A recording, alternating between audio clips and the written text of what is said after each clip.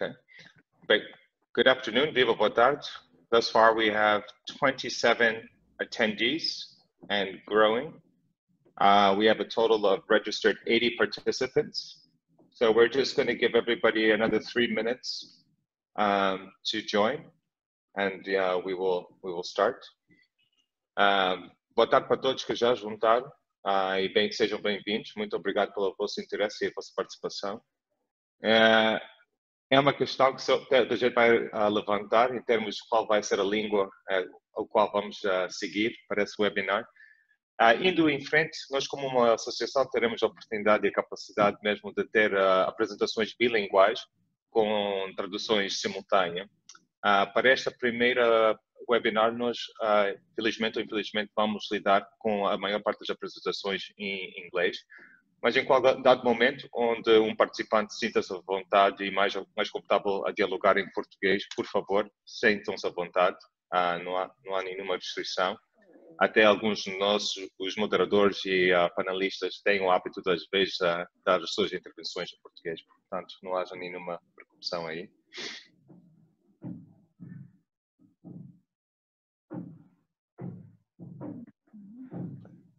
Mais um minutinho e vamos dar o início.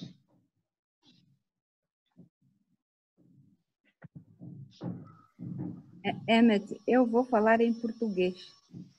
Não há problema nenhum, doutora, e fica totalmente à vontade com isso. Estou à vontade, embora, mas fico mais à vontade falando em português. Não há crise. Obrigado, doutora. Tá bem, meus caros, eu acho que estamos quase mesmo na hora, então é de notar que neste momento temos uma lista de participantes crescente.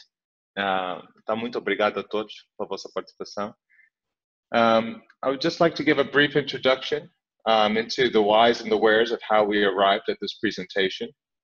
And just to mention, and just to thank our partners. This webinar really could not have happened without the support of our dedicated partners, GET.invest and GOGLA. Behind every institution, there are people. So I would specifically like to thank Fernanda Ribeiro from GET.invest and Kia Mukanan from GOGLA. These are the two specific people who have been working hard to help us execute. This webinar launches the start of a new webinar series that will be led by AMER in conjunction with our partners. The focus of each virtual event will vary.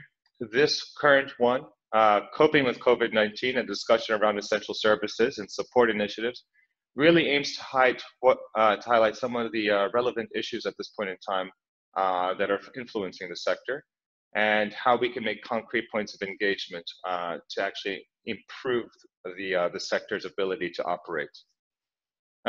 We've invited a couple companies and another renewable energy association, RIAN from Nigeria, to provide some perspectives, and we've also brought some partners, donors, to provide some highlights and showcases on programmatic interventions that are supporting the sector. If we could move just to the next slide. We have our esteemed panelists and presenters. We have Miguel Sotomayor from SolarWorks. We have Shagun Adaju from RIAN. And then we have, oops, I've got to open this up just a little bit. We have Gregor Patterson-Jones, our advisor from GET.invest, the finance panelist. Luke Hodgkinson, managing director of Phoenix in Mozambique. Unfortunately, Pedro Coutinho, the administrator from Ignite, was unable to join us for the last-minute cancellation. We might have the opportunity to have him join on at a later stage, but at this point in time, the show must go on. And finally, we have our esteemed panelist, Michelina Menez, who we also count as a board member of AMER. And so thank you to all for being here. I think we'll have the opportunity to introduce each panelist and each presenter when we get to each specific presentation. So without further ado, I just quickly wanted to walk through the agenda for our program. We've got concretely Oh my goodness. Sorry, just technical things here. As far as our agenda, we will be presenting as AMER in terms of what our activities have been in terms of engaging the sector and our members. The perspectives from the PAYGO sector offer a unique opportunity for us to reflect upon what it means to continue our operations in this day and age. PAYGO companies have a unique experience as they have the largest footprint, are dealing with a larger amount of beneficiaries and clients than your typical IPP or EPC. And so the reality that governs that of a PAYGO operator is a unique opportunity for us to reflect upon this question of operating during COVID. Section 3 of our program will be a presentation by EnDev Fazer, Dr. Michalina, and a presentation by GET.invest, the finance catalyst. Our final portion of the program will be a case study once again from Shogun Adaju, President of the Renewable Energy Association, RIAN, and we will wrap up with a Q&A, which we'll open up for everybody's questions and answers. So we will flow on to the next slide, please. So as an association, we have been responding to many of our members' needs and various stakeholders. We have been involved in a range of webinars and conversations around the impact of COVID-19 in the context of Mozambique. Top-level feedback that we have received from our members, there's added insecurity around operations of sales agents with increased potential for disrupting sales and after-sales services. These perspectives come straight from our PAYGO members. We do see reduced demand and reduced ability to pay has decreased around our customers across the board, whether private entities or commercial entities. Reduced HR capacity. A lot of complaints around Mozambican workforce not being able to work remotely, especially when it comes to frontline service providers. We have highlighted many mentions of logistical challenges with restrictions with movement in various parts of the country. We have citations from our IPP members around the project development cycle and just an engagement with government being more challenging at this point in time. If the private sector is facing challenges with remote work and distance working, you better believe the government is also facing similar challenges. And finally, and this was a key point that was raised and that we circled back to, was the clarity on definition of essential services and what businesses qualify as an essential service. Mozambique has been very fortunate with our experience of the COVID epidemic, but there's still heightened risk that we might have an outbreak, and this might really limit the ability for various commercial entities to continue with their operations. So we had a preliminary conversation around this question of essential services. Next slide, please. And we've come to the decision as an association that we can offer a point of bridge between the private sector and government in terms of the engagement on the definition of essential service providers, with the objective being that we can get companies to benefit from this clarity and to understand better how they can continue to maintain their operations and to continue to pursue their commercial operations during this time of a potential lockdown, essentially. Next slide, please. We undertook a little bit of a survey just so we could bring some harder numbers to our assessments and our lessons learned. The survey is still available to the public if you're interested in filling it out. But we did do a quick rapid fire of this survey just to validate some of our understandings. We had 13 respondents, 3 from the clean cooking sector, 2 from the PAYGO sector, and then 8 others from a diverse range of service providers, including institutes of higher learning, consultancies, IPPs, and EPCs. The key takeaway we took from this is that amongst this sector and the various subsectors within renewable energies, that over 75% of respondents classify themselves as essential service providers, which is a key takeaway that when you're operating in the renewable energy sector, that you are providing frontline services and engaged in a range of different services that would designate you as an essential service provider. So this is a key takeaway. Next slide, please. What flows from this is what AMER as an organization can do as a representative of the private sector. We shared in this survey a petition that we have submitted to MIREM, so requesting clarification as to the designation of the private sector as energy service providers and as essential service providers. We asked our respondents whether they would support this submission and would be subscribers to the content. Overwhelming, this was yes. I think the only no was due to just lack of content and clarity on where they stood and whether they can actually be defined as an essential service provider. Next slide, please. The letter is available on our website. We have submitted it to government, and we will be taking this conversation forward with government to benefit from further clarity.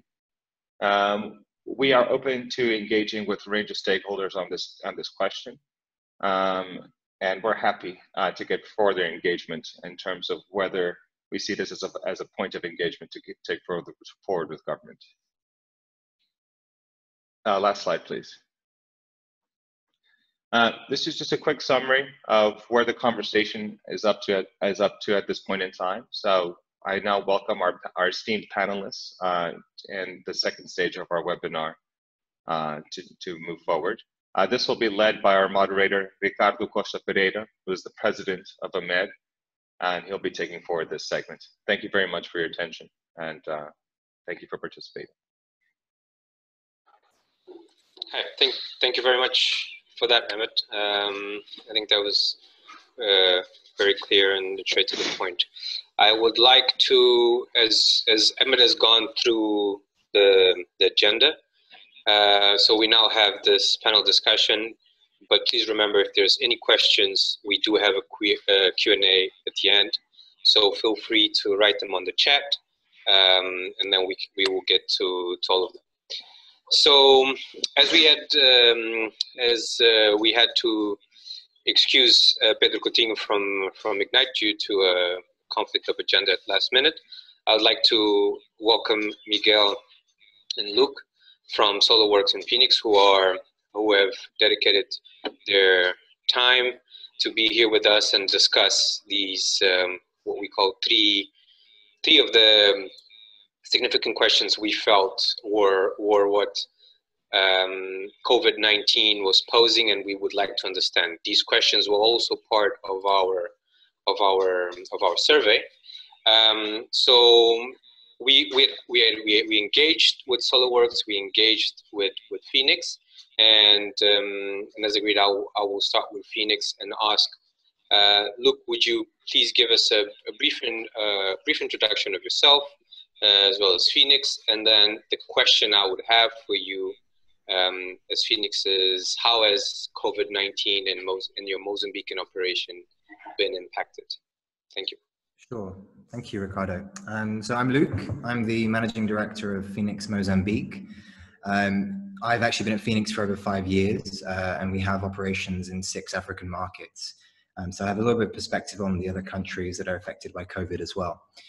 Phoenix is a pay-as-you-go solar home system company. We design, manufacture, and sell small solar home systems for rural off-grid people living in these areas who would be using candles or kerosene prior to buying one of our products.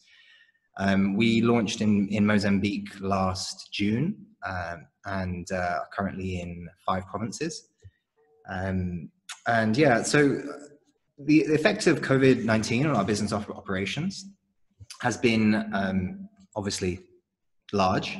Firstly, we've obviously had to follow all of the government mandated restrictions, such as reducing the people in the office. In fact, we closed our office back in April, which has meant that our entire call center has been working from home. Our management team and operational teams are mainly working from home. Our service centers are only open 2 days a week. And our warehouse, we only bring people in for deliveries now. We've drastically reduced the number of people working in our offices day by day. From a sales and repayment perspective, though, we haven't seen as big an impact as we might have expected so far. In fact, the last 3 months have been our best sales months ever.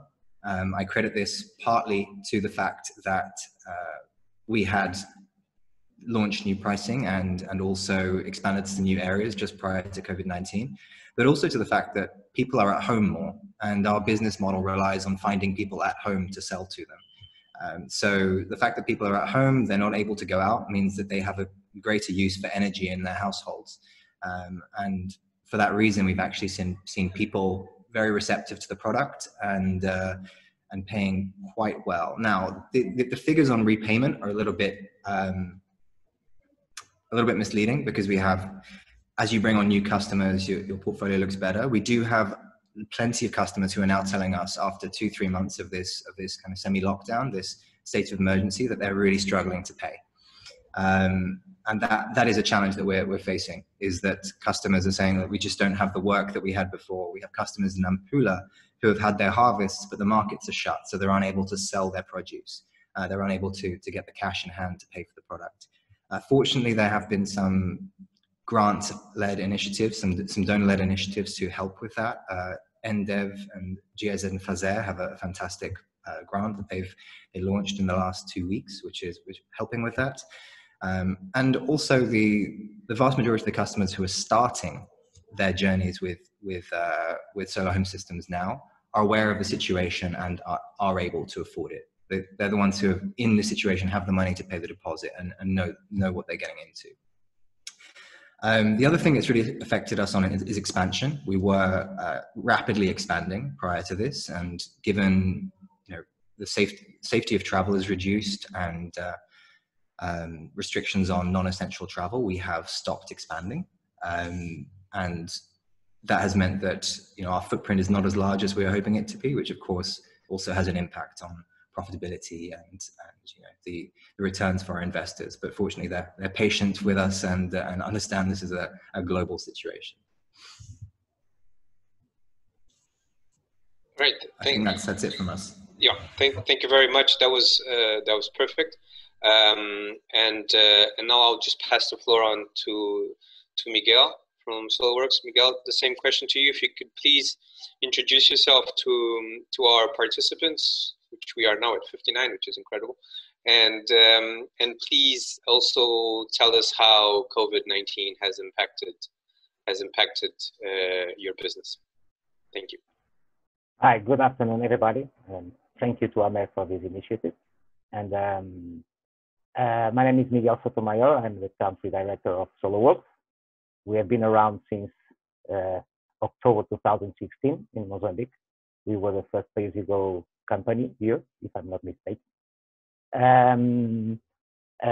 We have more than 200 employees, so the impact of COVID has been a little bit tough on us.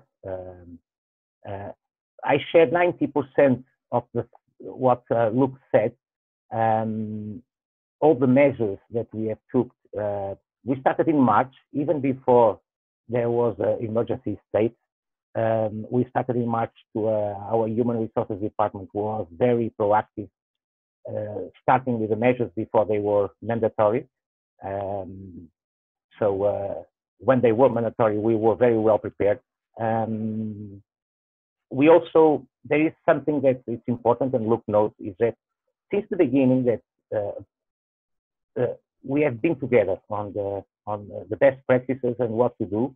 Me and Luke and Pedro, also together with FUNAI and with the National Energy Direction. We have a WhatsApp group to share experiences and best practices that in other countries. Luke has lots of experience in other countries. We have also Malawi that with who we share the best practices, and basically everything that is related with security and hygiene measures, we have shared them and we have applied them with our teams, with our head offices, with our branches, with our hubs all around the country. Because we are here for a longer time, we have more people and we have more customers. So we have the most recent customers, like Luke said, they know what they are facing, but but they are willing to pay and willing to make the investment in solar home systems. So they are more prepared to assume the installments. But the older customers are facing some difficulties. So we have a percentage of customers that they are having difficulty to pay. More than difficult is they have to redefine their priorities. So they are afraid on what is coming. So energy it's not a priority for all the families. It's food essentially. So the impact is a little more negative for us because we have a more spectrum of customers. Regarding our employees, and the impact it was huge because we are a lot. Our customer service has more than 30 people, and we have to send them all home, and we have to technologically we also have to prepare ourselves and to readapt, and it was extremely expensive. In terms of the mobility of our teams, it was completely limited, not because they were forbidden to travel inside the province, but because they were having problems to travel, and the reaction in some deeper rural areas, they were not welcome. So also they were used to travel together, and that's not more possible. They have to travel in groups, small groups. They cannot make presential presentations to the communities like they were doing before. So there are lots of limitations. And also in terms of expansion, of course, that we have frozen everything that was related with expansion. So we are not hiring, we are not firing. We have not fired one single employee. We made no layoffs, but we are becoming. Right now we are in the limit. We are surviving each month. Our investors also have their concerns, and we depend a lot right now. Everybody, Ignite and Phoenix also, on the local support. Local support that is limited for now. GET.invest is right now the most active player in Mozambique, helping our business to survive.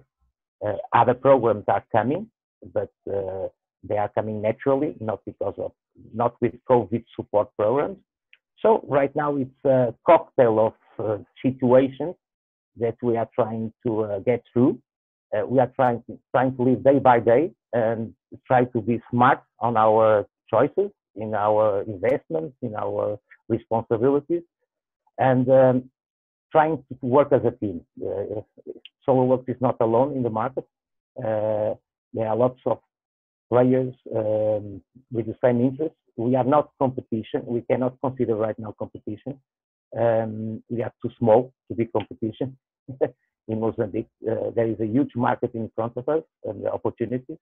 So right now we are trying to do our best. Thank you. Thank you very much, Miguel, for that. And I think that really brings to heart a lot of the things that we're discussing here.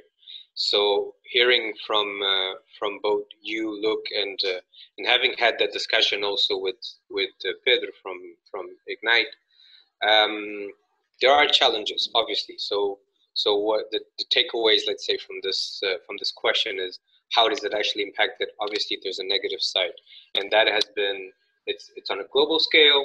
It has the impacts, or in a sense, global and common, basically wherever you are in the world. And you've said it so well. You know what the practices that we've had, from traveling together in a group to being able to simply go out and expand, and expand in numbers and expand our operations. All of that, physical constraints of that, because of this pandemic, those have definitely been impacted. And the fact that you say that there is these expenditures that now have had to take place in terms of technology, and where companies beforehand maybe were relying on that, and now this is just more and more. And here we are doing a webinar on these new platforms and having to adapt to these. However, I am just so overwhelmed with the positivity that has come out of it. So we are not, so the sector in Mozambique, and I guess this is where we really differ from Africa differs, and we've had this discussion on a webinar a couple of weeks ago from Solar Power Europe, where we've seen in the Americas and in Europe businesses crashing already, going very quickly, going into layoffs, foreclosure, and so on. And yet in Africa, we are still being able, obviously we have not peaked, but we are still being able to maintain. We have become, and that is really hats off to you. You've gone from competitors to collaborators. And I think that really it brings to heart what a pandemic can do, which is to unite people and then unite companies, and working closely with government, the wonderfuls of technology, to have a WhatsApp group and have that access to FUNAI, to the ministry, but also to learn from each other. And so congratulations to both of you and Phoenix. I think that is really a lesson to the world that actually, we are better together. Thanks for that. So I will pass on to the next question, which is basically, and it's come about because of the situation we are in, where in a lot of the countries we've seen emergency status being declared, and now, which basically means there's a shutdown of the economy, and only those that are considered essential services can and will operate. And later on, as you know, Shigun will give us a presentation on what has happened in Nigeria. But in Mozambique, that was not necessarily the case. We were almost at a shutdown level. We never really got there, but we had this proactive. And once again, not as competitors, but as collaborators, you organized yourselves and you reached out to government. So the question there is, why do you see yourselves, and maybe here, it doesn't have to be one or the other, you can both decide who wants to go at it, but what qualifies you as an essential service? So why is a PayGo company, in your eyes, should be regarded as an essential service? Is that for me first? Okay. So I mean, from the definition of essential services, which I think you can look it up on the UN website, it's essentially goods and services that are required for the basic functioning of society. I mean, we're not talking about normal functioning, of course. Cinemas are normal function. They're not necessary for basic function. But for basic functioning of society, you need utilities. So you need your water running, you need your electricity running, you need basic goods and services, so access to groceries, and fuel for transport, heating, travel, etc. And I think solar home systems fall very clearly into kind of both areas. Firstly, we're providing energy to households. If grid electricity counts as an essential service, then I think solar home systems must be as well. Otherwise, you're simply discriminating against people in rural areas who don't have access to the grid through no fault of their own. But also, it's an essential service insofar as it replaces other essential services. Kerosene fuel is essential because it is used for lighting in households. Solar home systems are used as well for lighting in households. And beyond that, I mean, companies such as Phoenix and Ignite and SolarWorks as well are providing very, very affordable alternatives to this. Phoenix's entry system is 10 mets a day. It's the same as a candle in Mozambique, and you can charge your phone for access to information from the government on health policies and new safety precautions, and for contacting your families and making sure everyone's okay in other areas as well. So for me, it's very, very clear that it's both the utility and it replaces other essential goods and services. Yeah, it's copy paste. It's we are completely in the same page. It's very. I cannot add a lot to what Luke said. If we don't consider energy to rural families essential service off grid or off grid, it's something is not correct. It's not only the fact that we can provide that, it's also something that you have in a previous slide mentioned. It was the after sales, that our customers not only have the system, but they also have situations and technical problems, and they need assistance. And like the EDM customers, like everybody customers, they need after sales assistance, and we need to be able to go and to make those technical assistance. Sometimes we have limitations. Everything is a little bit confused right now amongst the population and about also local authorities. It looks like if you go to a district, they have an interpretation of the limitations. In another district, they can have another. It depends where you go and where you are. And also that kind of communication should be very transparent from the authorities and to help us to do our work. And one of the things that we aimed with asking to be considered essential service providers, it was the most important thing. It was to certificate our work, the possibility that we have to go and approach our customers and avoid them to be afraid. Sometimes they ask us for a certification. Are you allowed to be here? You are a threat. You are not a threat. So there are so many things among the population that they are not informed. So they make their own, they make their own interpretation. Don't forget that when we go to see them, we go from the main cities, from the capitals of the provinces or the districts. So we are potential carriers of the COVID, and lots of people in rural areas, they are afraid of that. So there is a lot of work to be done here to raise awareness on the situation. It's not easy at all. But right now, things are more or less are not that. They could be worse than they are right now. I think the population is reacting very positively. As always, they are very resilient to bad things, bad news, to virus, to calamities, and they just want to move forward. They want to survive. They want to live. So it depends a lot on where you are.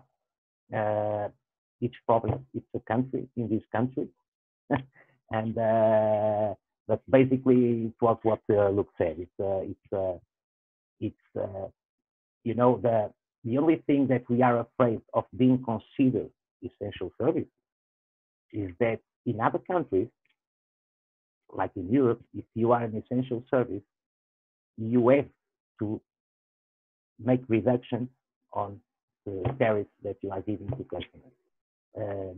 So that can be dangerous.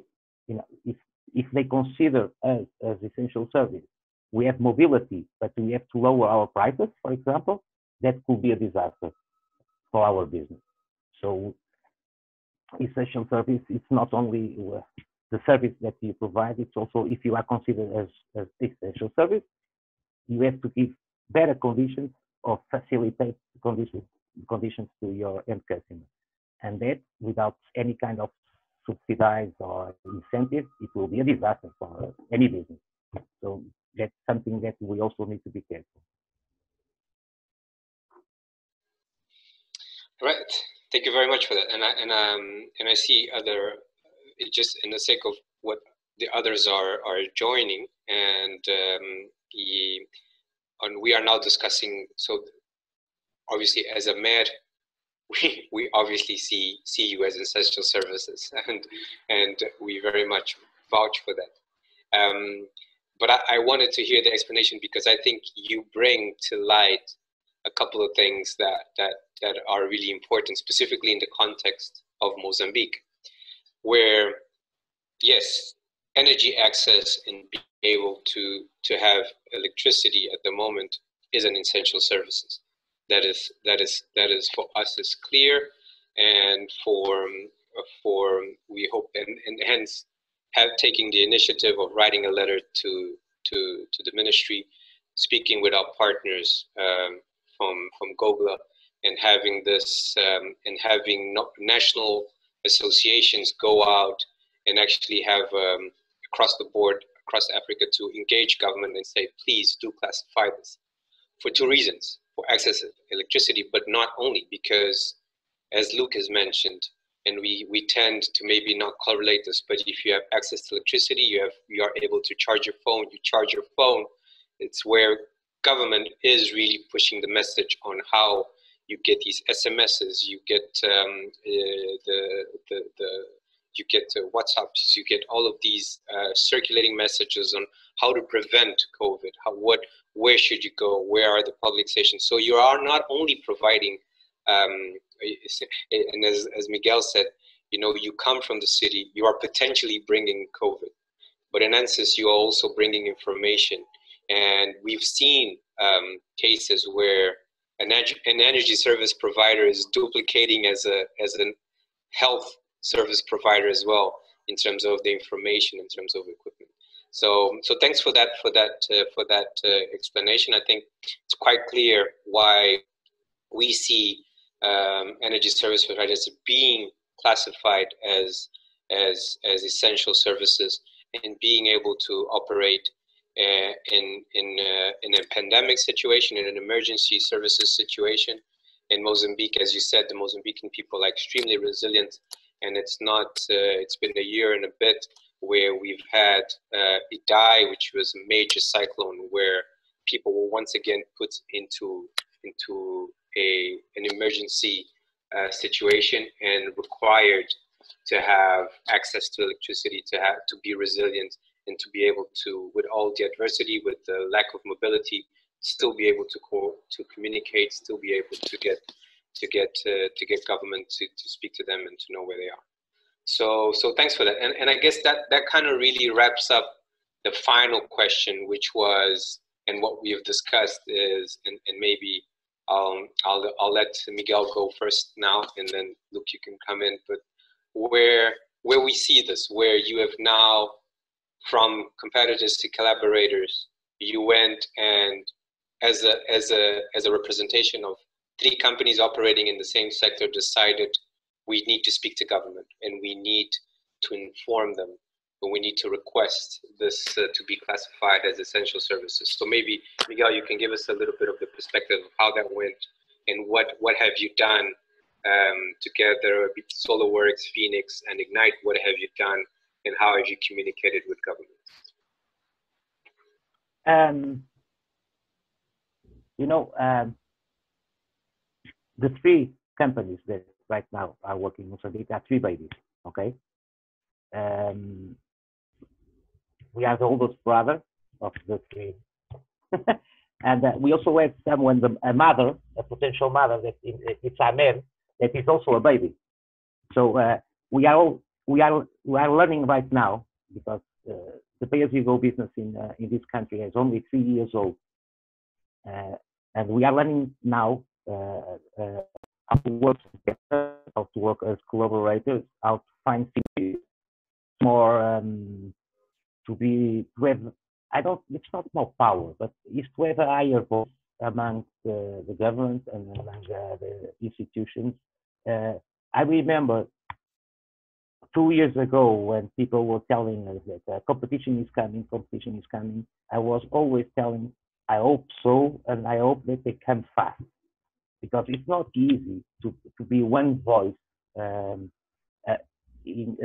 this sector, and to be alone. And with the constitution of AMER, with the Phoenix here now and Ignite, I think people are more aware, in the right people at the government and the ministries of energy, national energy, FUNAI. They are more aware of on the potential that we have, on the help that we can give to achieve the 2030 target, to give access to, if possible, to all the population, or at least the majority of the population. And this country is so big that there is so many things to do that I think we are competition, but we are not competition right now.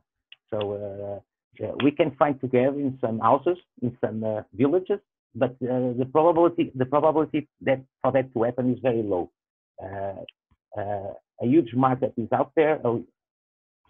5 million of families are waiting for us, and right now I think our market share in terms of people that need our solutions is like 1 or 2%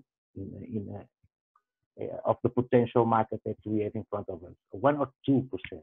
So it's it's a huge market, and we have to work together. We have to have synergies. We have to be stronger. We will be stronger if we are together. AMER is trying to join all these players that have the same aim, not only with the solar home systems, but only with mini grids or nano grids, or everything that is related with renewable. So we are learning, and we are helping each other to have a higher voice. So it's impossible for SolarWorks to approach the government or the institutions that have a voice on this alone. So I think that we were able to do that in the last 3 months together. We applied alone, and then we applied together, and then AMER reinforced our message. Okay, so that was extremely important. So I think we are doing the right thing. We will be more synchronized in the future. I'm completely sure. This is all about communication. Also the fact that physically we are not together, despite lots of us are in the same country. Luke is in Inhambane, I'm here. You are in Portugal. You were stuck in Portugal, and so we are trying to communicate more, but we are not physically together.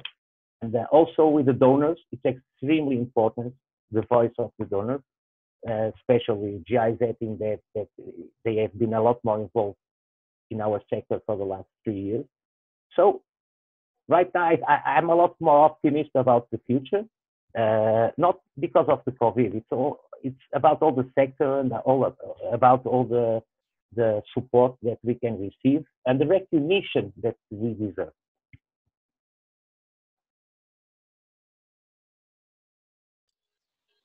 Thanks, Miguel. Luke, yeah, if you want to add something. Yeah, going second is hard. I don't have a lot to add to that.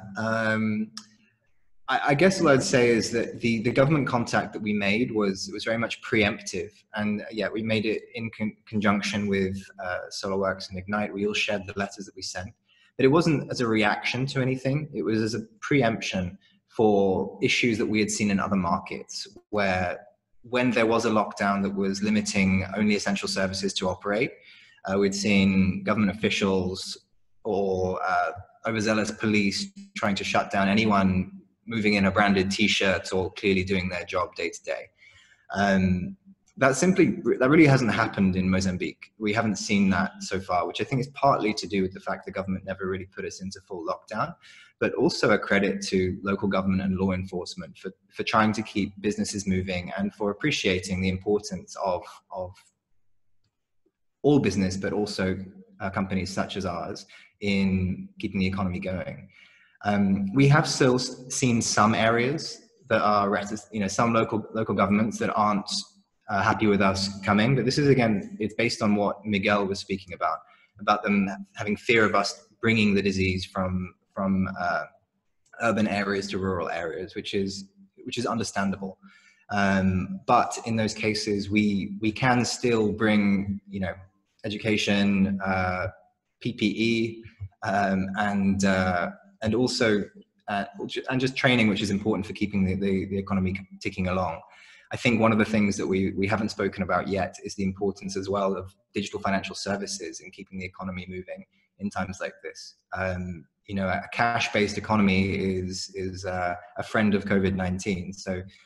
So businesses that are reliant or that make use of M-Pesa in particular are going to be really important for keeping things moving and for making sure that people still have cash that they can spend without leaving their home. So yeah, I feel really positive about the response of the government so far. We did get a response from Mirem. They stopped short of giving us the letter that we were hoping for to show to police or show to local government, but so far we haven't needed it, and therefore I really can't complain. All right, thank you both for that. I think that really puts into perspective what we've been discussing. And look, I think you've just given this the topic for the next series of as Emmett was saying, we have this is part of a webinar series. So this is COVID. We have 2 more coming, but maybe after that, I think you've just touched on something which is really important, which is the digital economies and how actually African markets are really doing that leap where we have people in rural areas that have not necessarily do not have a higher education or anything, but are already using these digital services and operating everything to their mobile from the electricity to other bills, and how that also is playing a part in a post-COVID world. And I think yes, and I think to sum up, I think you said it well. You've come together, you have communicated with government, the response from government has been positive. There hasn't been a complete shutdown. We've actually seen at the beginning of the month, the president actually reinforcing the idea that the economy still needs to move forward. Businesses need to be able to operate. And so you haven't had, so this was kind of a preemptive action. And it's always better to be prepared, right? So thanks for that. I think it's a good demonstration on how we can lead the conversation. It's a dialogue. It's a new world. We are learning from government. Government is learning from us. But I think in overall, you've given a very good description of how Mozambique has actually just managed to cope with the situation. There are fears, there are positives, but we're still moving forward. I know there is. It's time for us to move along. I know there's a question there specifically that I would like Luke and Miguel to answer, that comes from specifically in the context of COVID. What has been to bringing equipment into the country? If there's been difficulties in that, but I would say I do not want to compromise the agenda and the flow, and so we have about 20 minutes allocated to questions at the end. So I'll just ask that we answer that one right at the end. So to follow on our agenda, once again, thank you very much to SolarWorks, Phoenix, and Ignite for participating, for the open dialogue, and for the time of being here and presenting these fascinating. We have an idea of what COVID is happening, but nothing like hearing it from the horse's mouth. So thanks a lot for that. I would like to then pass on to our mestre cerimônias, Emmett, and you can introduce Dr. Miklina and okay, in this case, EnDev for the presentation. I know there was a question in terms of quais seriam as plataformas de apoio e, portanto, esta próxima parte da apresentação serão apresentações de plataformas de apoio que existem às empresas neste momento. Muito obrigado a todos. Fantastic, Ricardo. Thank you very much. Luke and Miguel, thank you very much for your open conversation. And I just also want to take the opportunity to make note that the conversation, the dialogue between the PAYGO operators has been unique in the context of Mozambique, where we've definitely moved to a collegial relationship, and that is to be noted. And I do appreciate the level of support and engagement we've had on that front. We might have a couple more questions for these panelists, and we will hold them on to the very end. We are going to just switch one thing around in our program, where we're going to move Dra. Miklina's presentation from Fazer just to number 2. and we're going to bring forward the presentation, Kia. Ok, muito boa tarde a todos. I will speak in Portuguese because it's my own language, so it's better for me and it's more easy, and I think that most of the participants are speaking Portuguese speaking. First, I would like to say that I'm working on GES and EnDev project as an expert and with the FDC. Portanto, estou a trabalhar em conjunto entre o FDC e o GES. Eu queria, portanto, dar-vos um ponto de situação do que foi feito do Covid Pay para apoio às empresas. Em primeiro lugar, próximo slide, por favor. Próximo slide, por favor. Portanto, a apresentação tem mais ou menos estes conteúdos, serão muito rápidos, mas o importante era referir que para chegarmos à conclusão que quais seriam os apoios necessários a dar, foi necessário fazermos um inquérito também. Portanto, próximo slide, por favor. Um inquérito que nos mostrava qual é a situação das empresas e qual é a situação dos agregados familiares, portanto, para termos uma noção do que é que temos no mercado.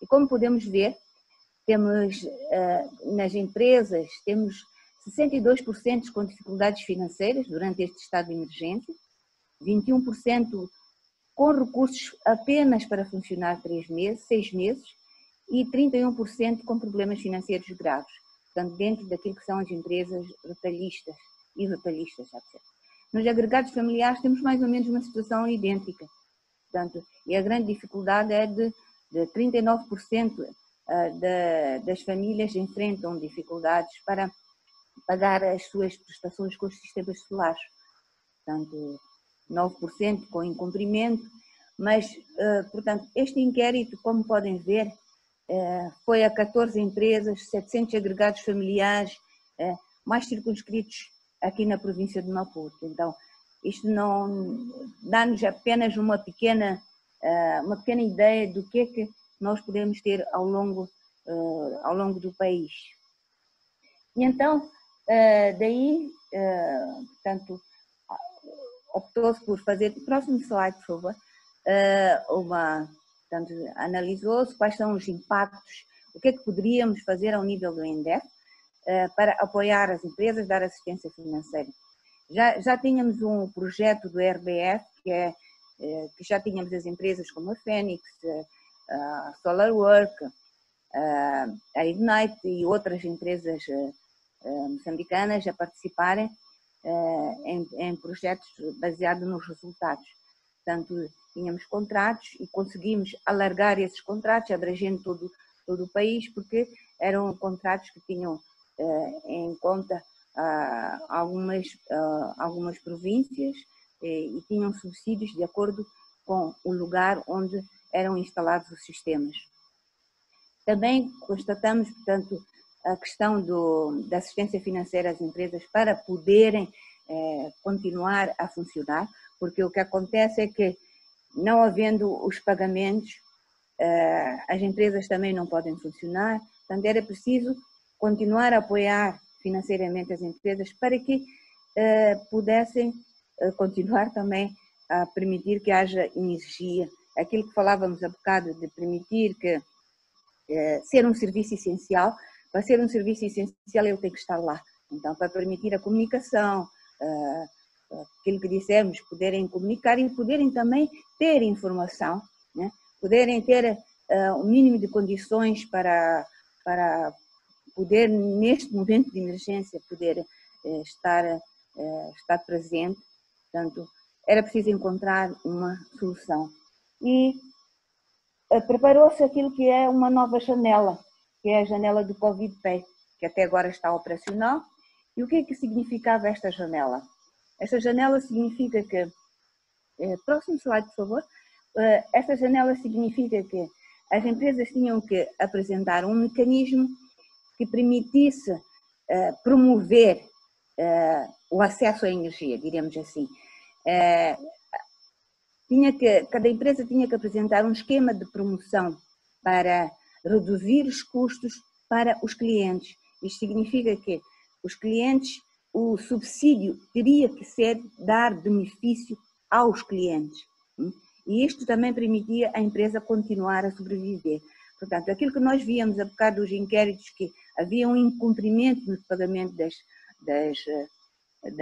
das prestações, isso iria permitir que as empresas pudessem recuperar aquilo que investiram, mas também os clientes, os beneficiários, poderem continuar a ter energia, a poder ter comunicações. Isto foi excepcional porque as propostas que recebemos, as propostas de promoção, são tão aliciantes e são tão boas que permitiram que nós também ficássemos tão entusiasmados e pudéssemos de imediato preparar os contratos, fazer os contratos para garantir este acesso à energia e assegurar a continuidade do negócio. Porque é importante também era garantir que as empresas continuem a funcionar, que as empresas não haja trabalhadores em layoff, portanto que todos estejamos presentes. Este era o objetivo. E este projeto era para todo o país. Portanto, essencialmente é um esquema de promoção para garantir que os clientes beneficiam de um subsídio e esse subsídio vai também beneficiar a empresa. Portanto, vai beneficiar todos em cadeia. Né? As empresas continuam a funcionar, os beneficiários continuam a ter energia. Próximo slide. Portanto, foi lançada a proposta, como eu disse, tivemos candidaturas, foram assinados contratos e já se iniciou o trabalho. A SolarWorks, a Ignite e a Phoenix foram as empresas que rapidamente conseguiram nos apresentar propostas aliciantes e que já estão a funcionar. Mas nós não vamos ficar por aqui, haverá outros mais projetos de financiamento e de apoio às empresas durante COVID-19. Outro slide, por favor. Próximo slide.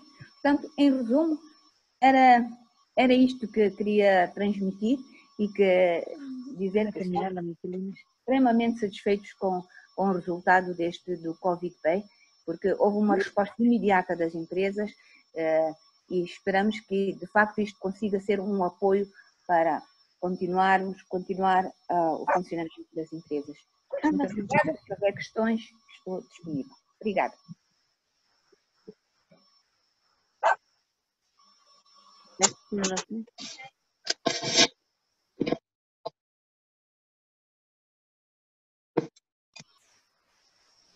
Doutora, mil maravilhas, muito obrigado pela sua apresentação.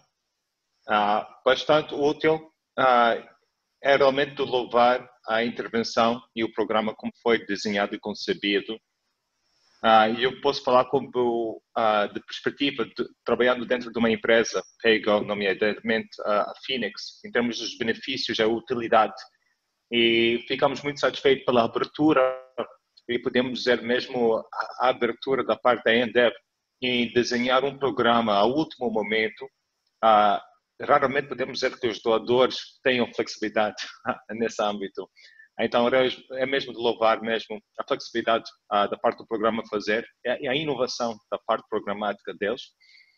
Doutora, como sempre, muito obrigado pela sua participação, as suas perspectivas e a sua liderança dentro deste setor e conosco.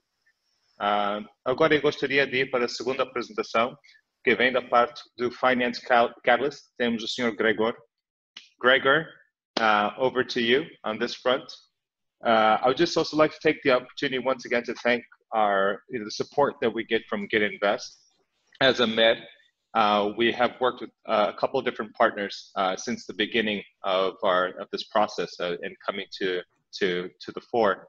And it is necessary for us to remember that GET.invest has been with us hand in hand since the beginning. And thank you very much for your support. Over to you, Gregor. Thank you. You can move on to the next slide.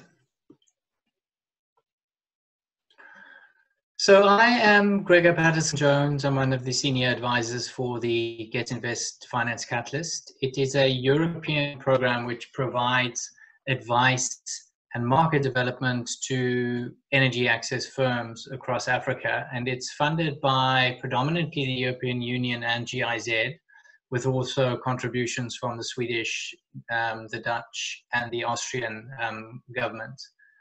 Next slide.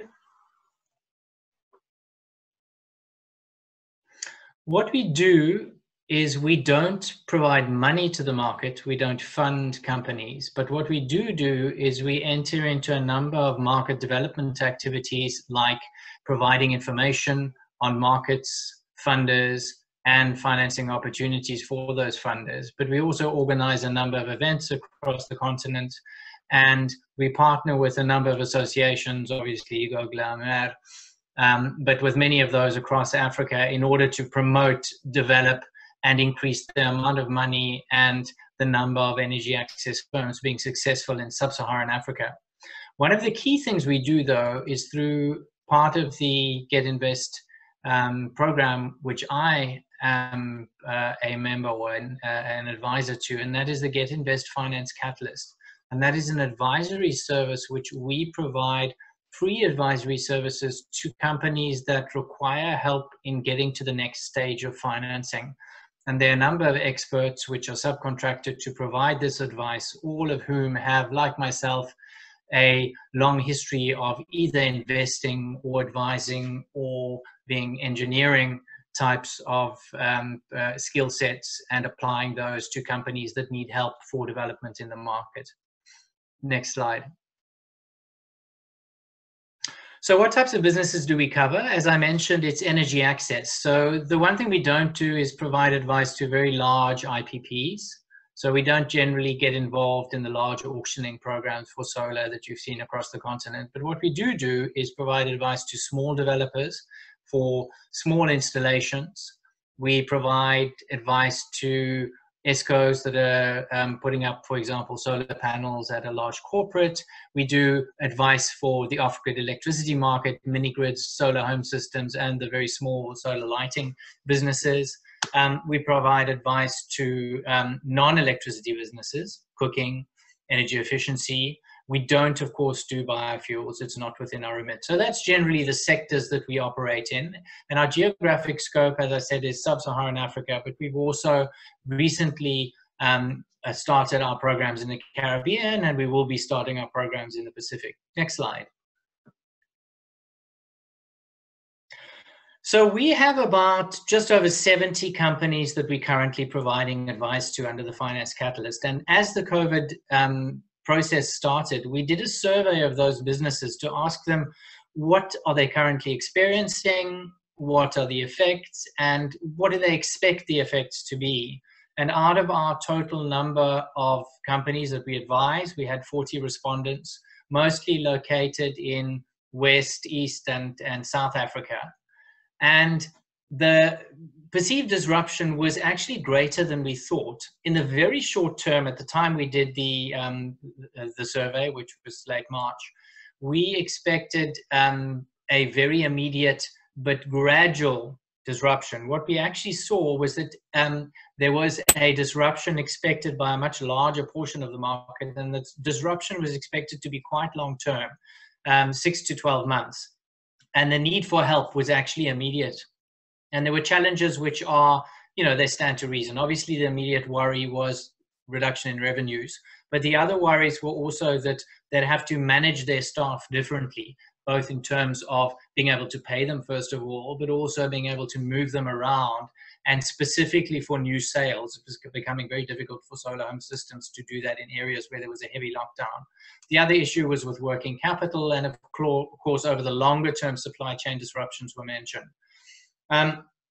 The financing needs for the market was largely seen as an immediate threat to the survival of the business, especially amongst the smaller firms. And therefore, the large predominance of survey responses were asking for grant finance, in other words, concessional finance, which didn't need to be repaid. Now, that obviously any company would want that, but that was to a great extent than we had expected. And There were also needs not only on the finance side, but on the technical assistance side. So not every business was sure, especially the smaller ones, how they modeled these effects on their business. How do you approach a financier to tell them what your financing need is going to be in a scenario under COVID as opposed to a normal business scenario? Next slide.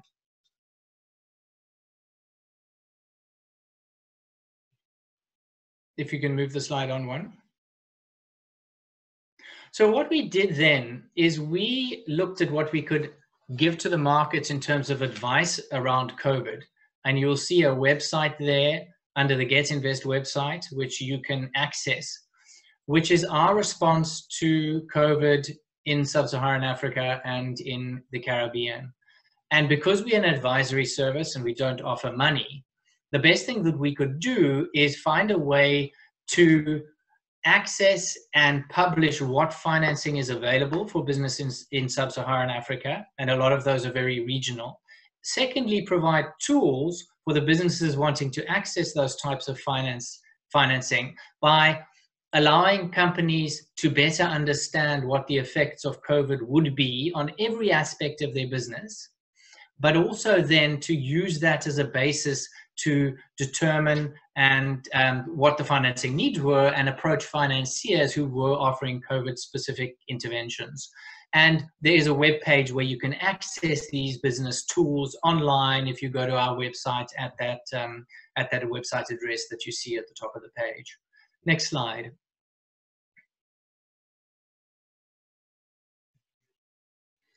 So when you get to those pages, the tools are relatively simple. And what we've done is we've tried to identify on a regular basis what the most appropriate and available fund sources are for companies in countries of a specific type. So we've got a database of funders, which determines what sector is this funder offering funding in, which country are they offering funding in, what is the type of funding, and then where do you go to find out more about this? So you can access that on our site. The second thing that we provide, and this is to either be used by companies independently or to be used by companies in conjunction with our service, is one, a business continuity checklist. So going through every aspect of your business, from distribution, sales, HR, finance, inventory management, all of these things, legal, contractual management. What components of your business do you need to look at and investigate as to restructuring of your business as a response to COVID? And some of that might be purely as a response to being able to having to downsize. So for example, that's got HR issues, it's got legal issues, it's got contractual issues, and it's also in some cases got issues with logistics. And then on top of that, we've got a financial model, which is a template model which allows you, it's not a full financial model, but it's a very specific model that allows you to develop scenarios for your business financially based on the effect that you expect COVID to have on your business. And that tool is also available for download. Next slide.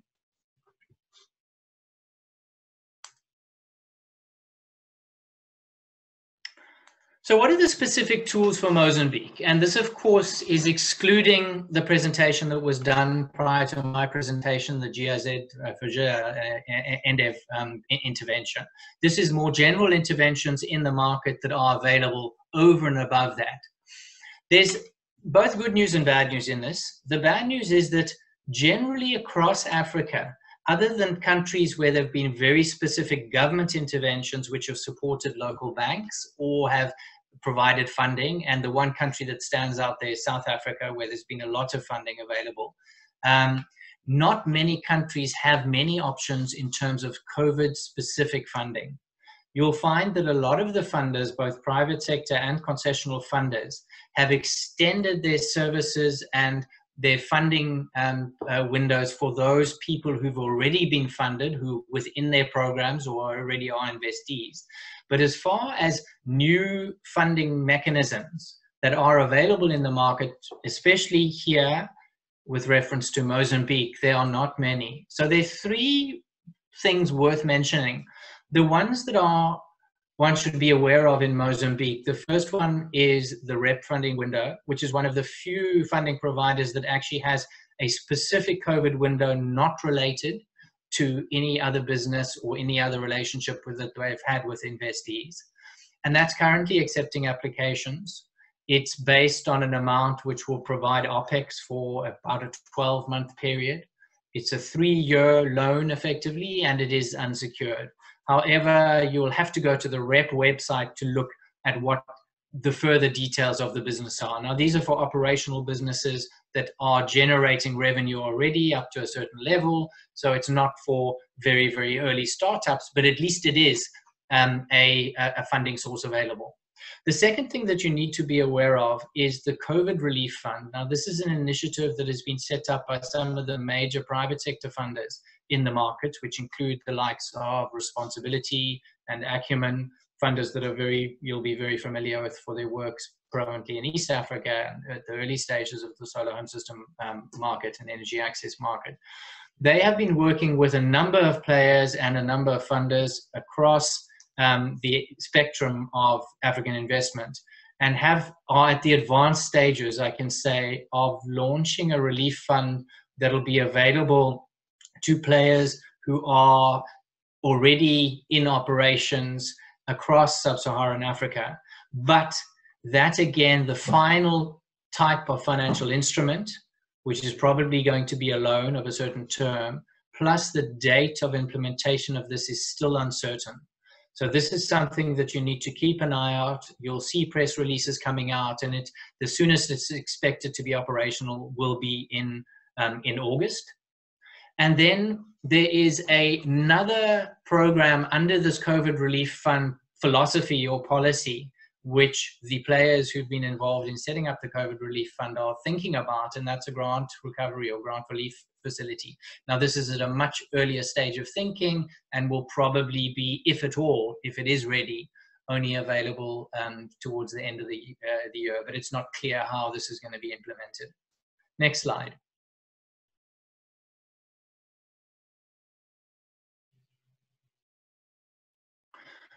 So how do you apply for GET.invest help with respect to COVID or just generally?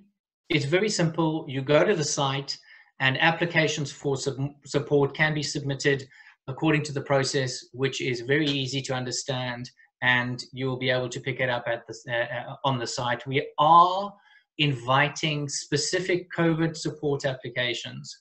So this is unrelated to our normal windows, which have very specific requirements for a business to be able to apply. This is on top of that, and it'll allow companies to apply for support of a certain amount, which will be from one of our experts who are either experts in the region or the specific sector that you're operating in.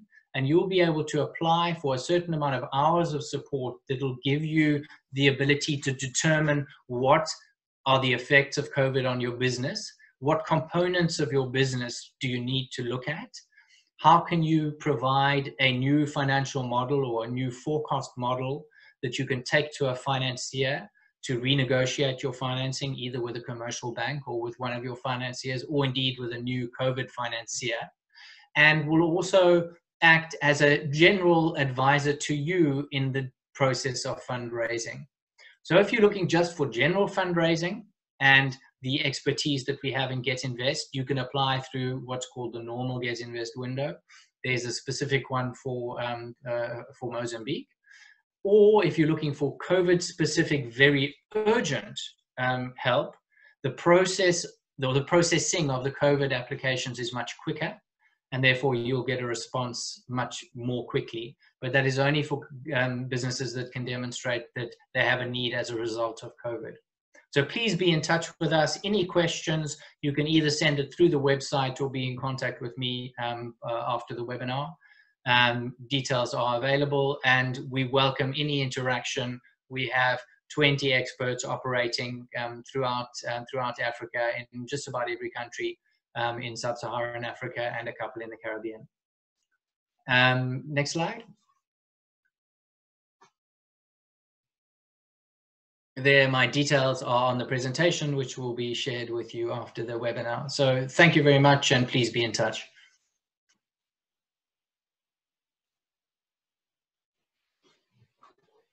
Wonderful, Gregor. Thank you very much for your presentation. Just wonderful insight into what a top-notch program like GET.invest and the finance facility can provide.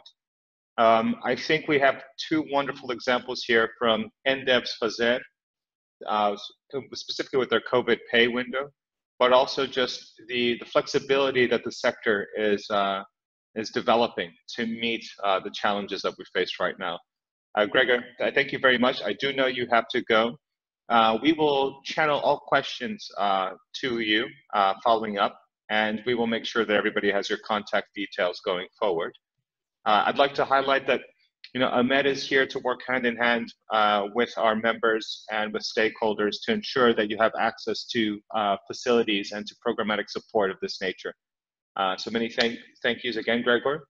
At this stage, we will be moving on. Thanks, Gregor. We'll be moving on to the fourth major segment of our programming. We have Segun Adaju, who is the chairman of, CEO, but president of the Renewable Energy Association of Nigeria. I would like to mention that I met Segun maybe 2 years ago or 18 months ago through this program that's organized by GOGLA. It's called Power Up, which brings a range of renewable energy associations from various countries together physically at different international conferences, and then every two weeks with a workshop and an online engagement session where we discuss various topics that are facing us, and we do some trainings and other programs. But one of the most fascinating things has been during this time of COVID to be representing Mozambique's AMER and to be engaging with up to 15 different renewable energy associations from across Africa, sharing our experiences, sharing the value of what we've learned and how we are dealing and how each of our respective countries is dealing with the COVID epidemic. The reason why we invited Segun to this session is the experience of Nigeria has been really inspiring in many different ways, specifically along this line of the classification of essential service providers. I think Nigeria really stands out as one of the premier case studies for us to reflect upon. So Segun, without further ado, over to you.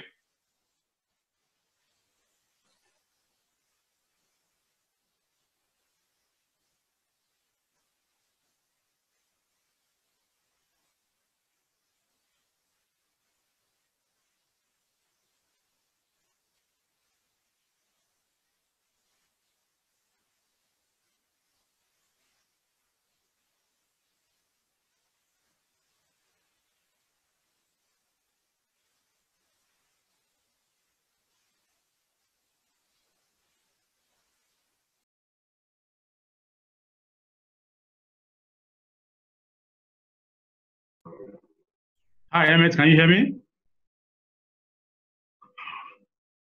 Segun, we can now hear you loud and clear. I think we had a slight technical difficulty, which we've now overcome. But by all means, over to you. And thank you once again for participating and for sharing your perspectives. I really do appreciate it. All right, thank you so much.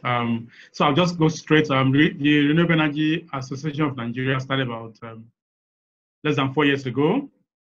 Our vision is to support the deployment of power in Nigeria with a very strong contribution from the renewable energy technologies. As at date, we have over 108 members, and some few weeks back, we just had our annual general meeting and another re-election. Next slide, please.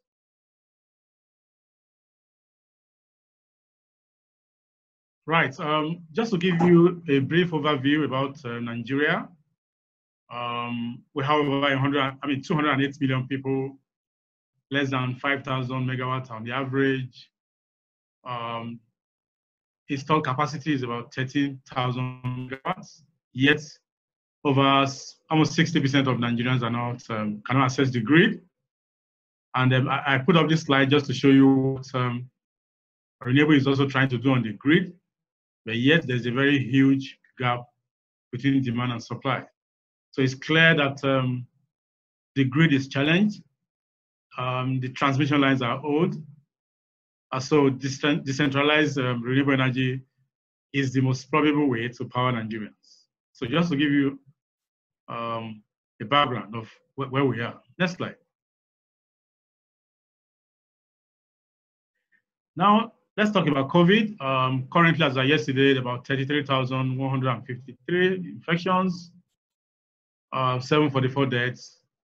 The hotspots are in Lagos, Abuja, and some part of the Southwest.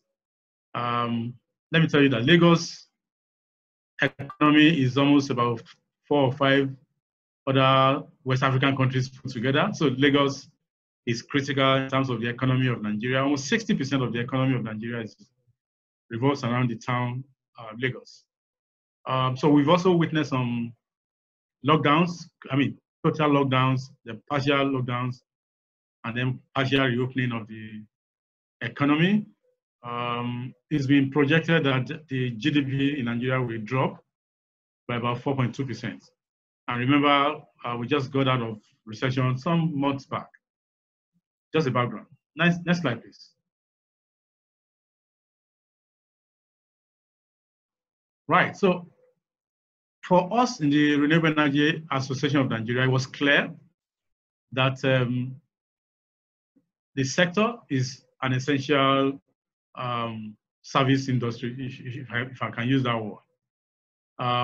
So it was pretty very clear that the fastest, the quickest, and invariably the cheapest way to power essential facilities like isolation centers, hospitals, clinics, is through decentralized renewables. So we had that clear mindset, and we quickly started engaging with government, starting with the hotspots, that's Lagos. So we worked in the support of GOGLA. I must mention, Namori, Laura, and the rest, Kia on the role they played. So we set up a meeting, and it's also by Zoom with the government of Lagos. And next slide, we show what we also did. At the meeting, we made some strong commitments as to the support we can give to government. Please, next slide. Right. To say people are staying at home, just like one of the panelists mentioned, they need more energy services, and then the grid cannot serve. So the fastest way is decentralized renewables, particularly solar. So we engage government to say we're willing to support government. So we put our best foot forward first by offering some solar kits for rural areas, for health centers, to the government of Lagos State. And that opened the door to classify renewable energy as essential services. So we got the commitment, and then we got a letter from the government that listed renewable energy as essential service, and they were able to move around to provide energy for residentials, hospitals, rural areas, and other facilities. Then we saw immediately after that government agencies like the Rural Electrification Agency started working with our members to power several facilities, hospitals, like I mentioned earlier. Next slide. Okay, so these are one of the projects. One of our members, Low Carbon Energy, powered a center by, there's the National Center for Disease Control, which we provide the power for. Next slide, just to show you some of the pictures of the kind of intervention we also made in recognition of being essential service. This is the government of Lagos, so we donated, some of our members donated solar kits. And you can see some of the officials in here. Next slide. Also showing one of our members donating solar solution. Please, next slide.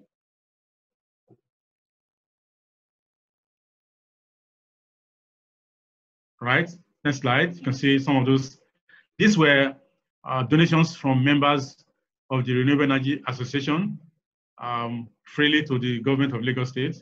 And how has this impacted policy? Number one, we have seen commitment from government showing clearly that decentralized renewables is just the way to go.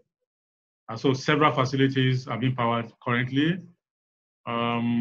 We also got some government intervention during the period where renewable energy was exempted from the value tax and a government gazette was issued.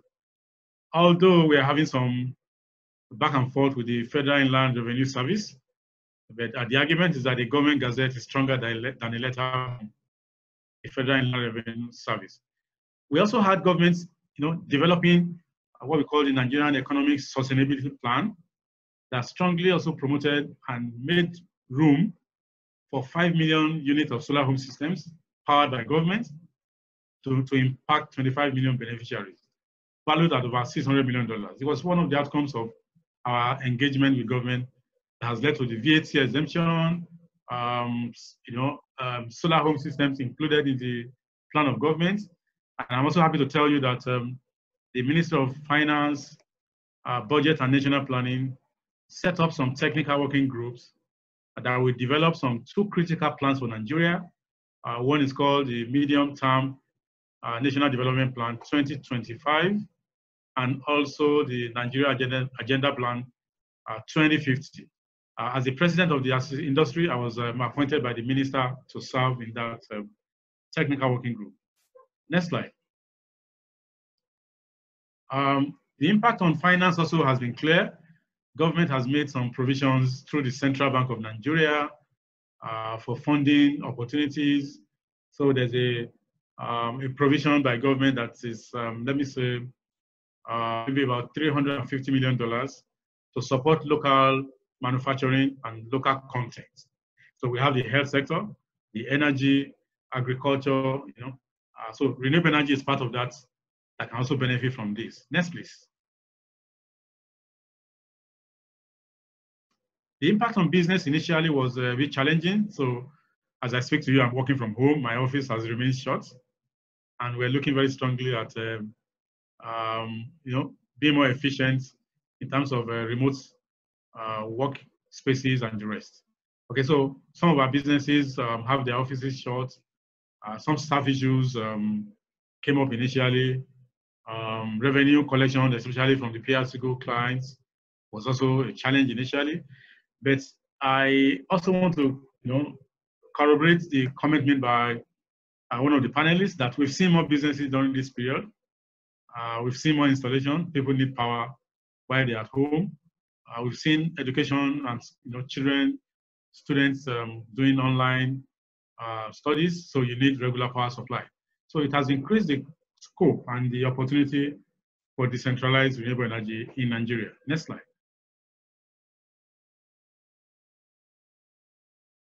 So the outlook basically is that we are latching on the successes that we have made in the last few months, and we are advocating very strongly for a lot of initiatives in the sector.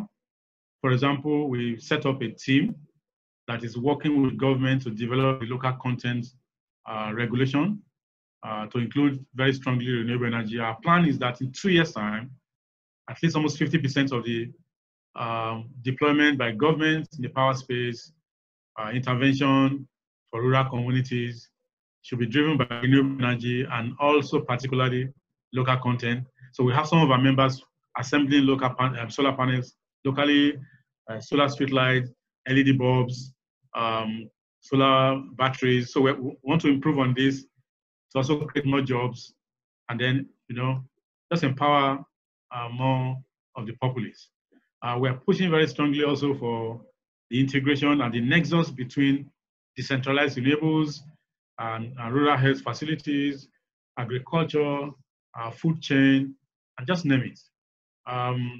We are pushing very strongly also for some palliatives in the sector that will support, the deployment of renewable energy. So overall, we have seen that a strong engagement with governments and coming to the table with some value proposition. I mean, initially we gave some solar kits as part of our contribution towards, attacking COVID-19. That has opened doors for more collaboration on a public power, public-private partnership to ensure that energy access is created ultimately for Nigerians. So that has been our experience. We want to seize that opportunity to just get all that we want to get. Right now, with the support of some of our partners, we're sponsoring a renewable energy bill at the National Assembly to ensure that all the incentives that have been provided, the various government policies are actually passing to law, and then it becomes very easy to assess. So that's our experience in Nigeria. And I'm happy to share more insights via questions and any other clarification that is required. Next slide, please. So I thank you for inviting me, and thank you for your attention. Wow. Segun, thank you so much. A real inspiration, and congratulations. If I can say it this way, when AMER grows up, we hope to be like Rian one day. Just in terms of the lessons learned, what you've achieved, and how far you've come in terms of your engagement with government, it really serves as an inspiration. I say this personally, but I know this, I can speak for many on this account. Really do appreciate you sharing your perspective and this experience from Nigeria. Really means we have a lot to work to, but I'm really confident in the context of Mozambique that us as the private sector, we can reach across the board and engage government effectively, ensure that we can move forward together. So I really do appreciate. Segun, I will ask you just to stick around until as long as you have time, just to answer any questions. We are about to move into the final stage of our Q&A. I would like to just say real quickly, thank you to all of our panelists, our moderators, and all the participants. Também quero falar rapidamente português para convidar a todos os participantes também a darem voz às suas perguntas, às suas intervenções, seja em português ou em inglês. Acredito que ainda de frente nós vamos ter os recursos mesmo e a capacidade técnica operacional para assegurar traduções simultâneas, bilinguais.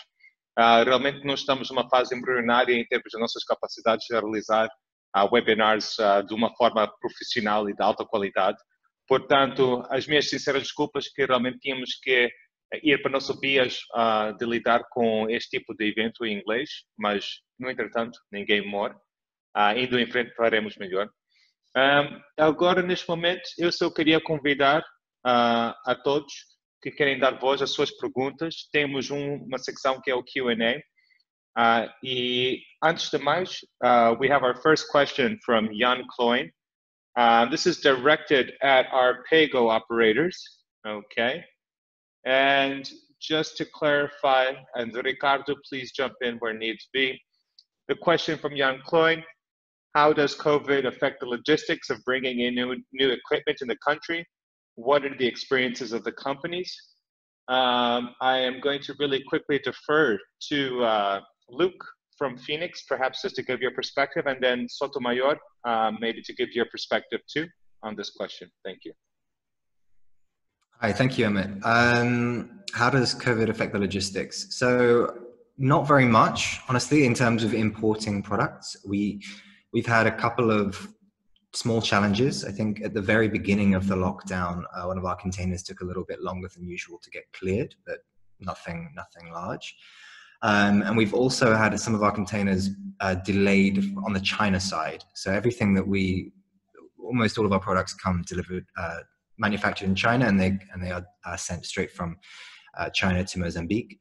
And some of our containers were delayed in leaving when the lockdown in China was still large. And then we had a container with N95 masks in it, which was delayed as well because China didn't want to let masks leave the country at the time. But so right now we haven't had any issues in the last 2.5 months, I would say.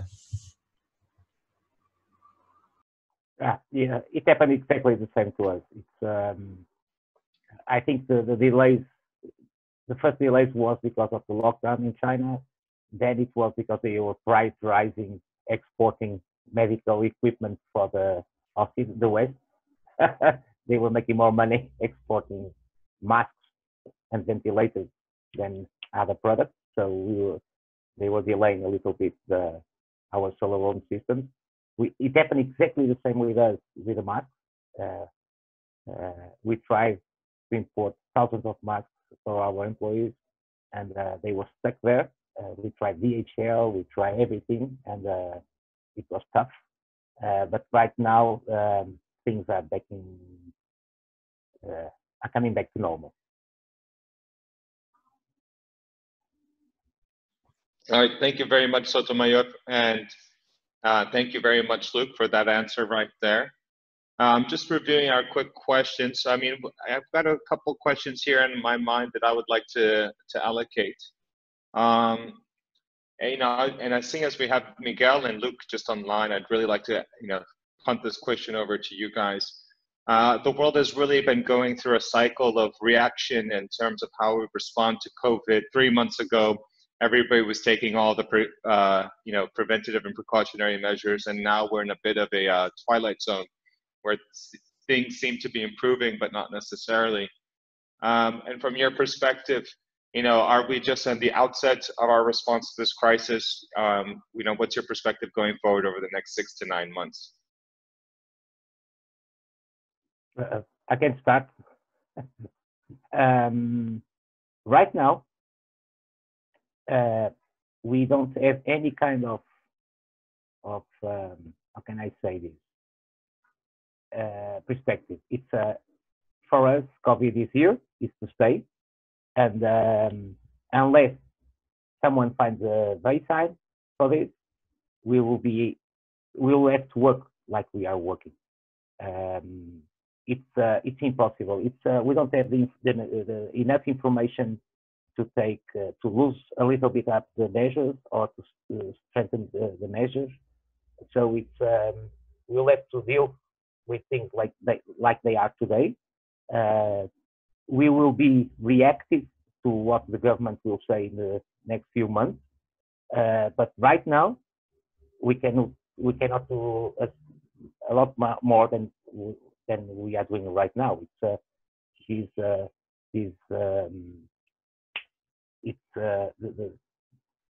According with what we know now, we will continue to work like we are working now for the next 3, 6, 9, as long as we can survive, as our business can survive to this kind of situation.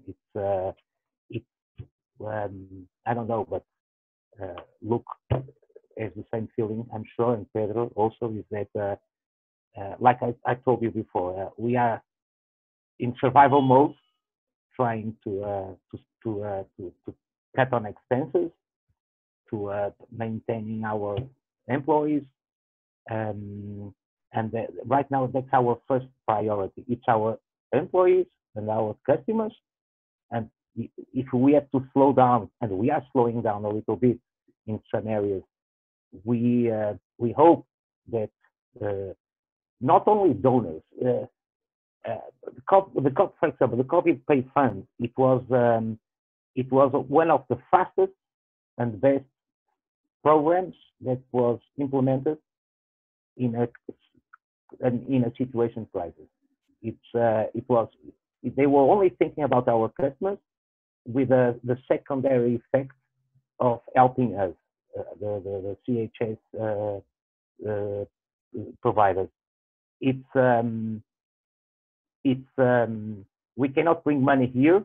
Our investors are frozen.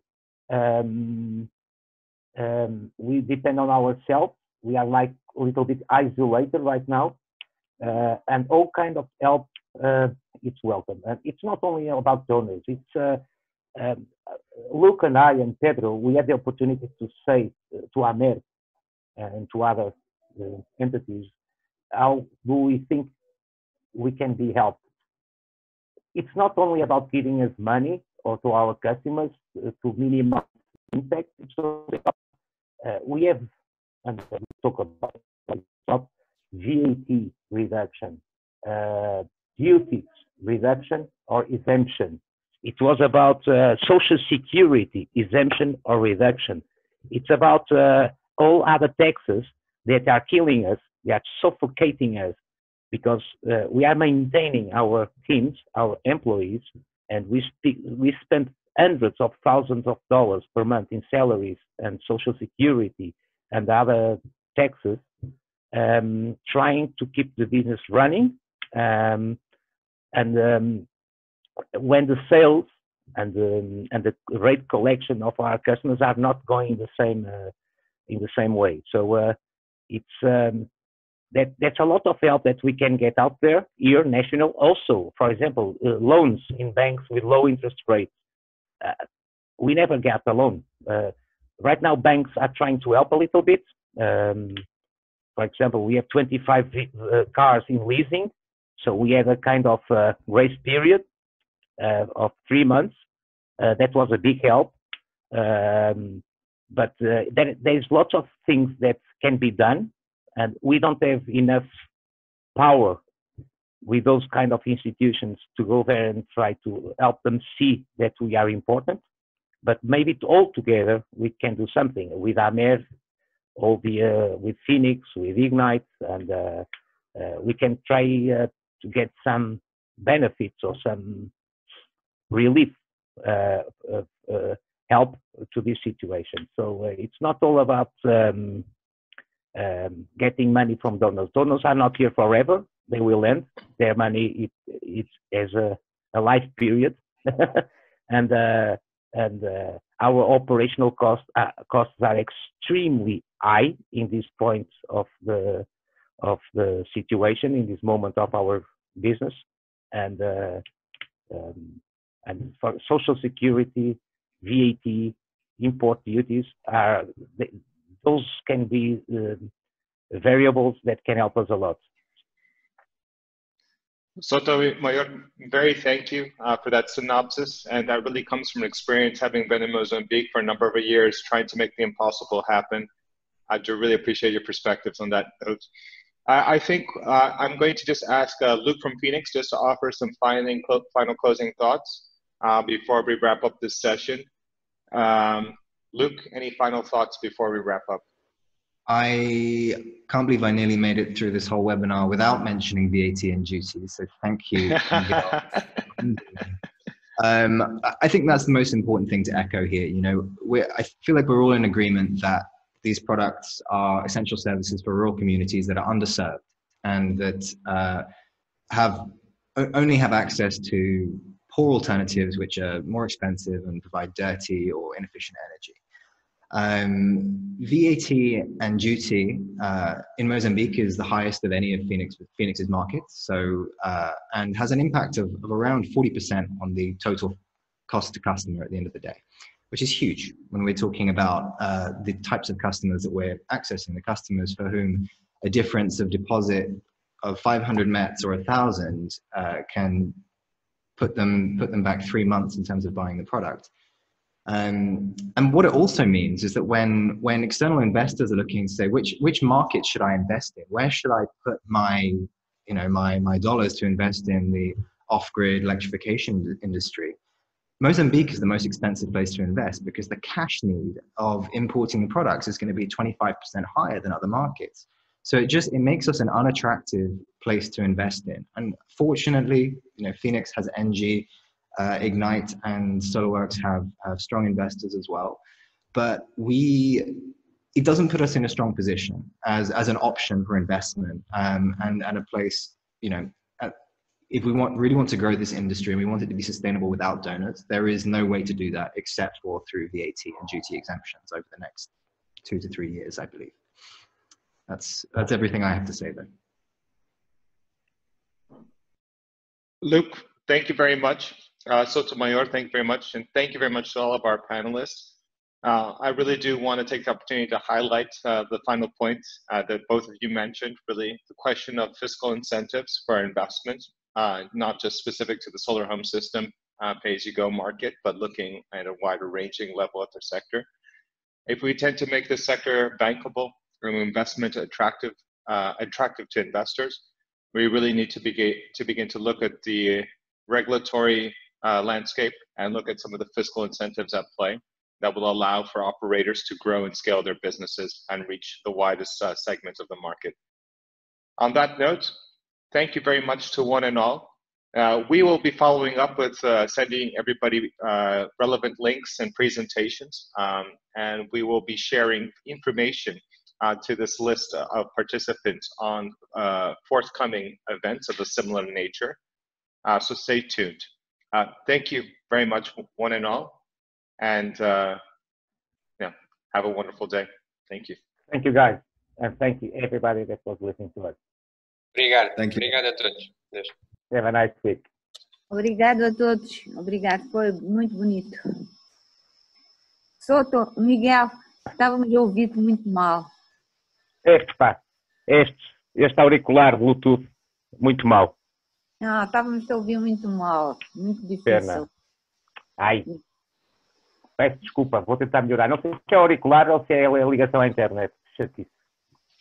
Mas agora queria aproveitar só para informar a todos que temos uma gravação de toda a discussão e da apresentação e a GOGLA irá disponibilizar e nós também através da AMER. E então toda esta discussão, todo este webinar poderá ser revisto também através da gravação. Perfeito. Ok.